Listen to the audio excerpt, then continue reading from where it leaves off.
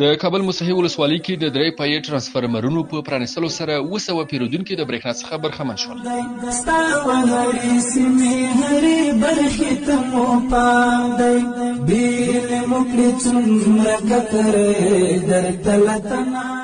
شما چقدر خوش هستین که چند شب شده برق داریم؟ له اوږده انتظار وروسته څو شپې کېږي چې خپلو کورونو کې برېښنا لري. دوی خوشحاله ښکاري.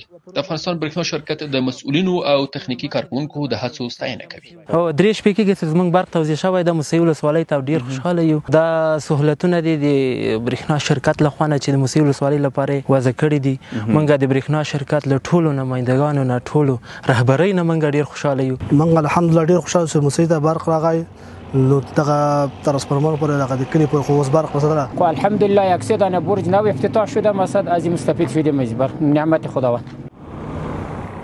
د چهاراسیاب برېښنا مدیریت مسؤلین وایي چې د دریو نویو ترانسفرمرونو په پرانیستلو سره توانېدلي چې د چهاراسیاب ولسوالۍ کې 290 پیرودونکو ته برېښنا ورسوي. 3 برجونه افتتاح و د موسهي ولسوالۍ چې نواباد صوفي بابا چې هغه 200 کیوی امپایر، عبدالرؤف رحمت مینا چې 200 کیوی امپایر ظرفیت درلودل او عبدالرؤف کلا چې 250 کیوی امپایر ظرفیت درلودل. الحمدلله د منګه 200 غیور ملت د موسهي هغه مجاهد ملت د غوی کورونه رڼا سو او غتیاري کې ختم سو. د کابل موسهي ولسوالۍ کې د درې پایې ترانسفرمرونو ګټې اخیستنې سپارلو سره 200 پایې ډیجیټل نوي میټرونه د یادې سیمې برېښنا پیرودونکو لپاره لګول شوي. زمینی تقریبا 700 پایه میتر مشترک مساعد شده که استفاده برق بکنن. د چهاراسیاب برېښنا مدیریت لاسته راوړنې په ځانګړې توګه روان کال کې د موسهي ولسوالۍ کې د دریو نویو ترانسفرمرونو په پرانیستلو سره نه رالنډېږي.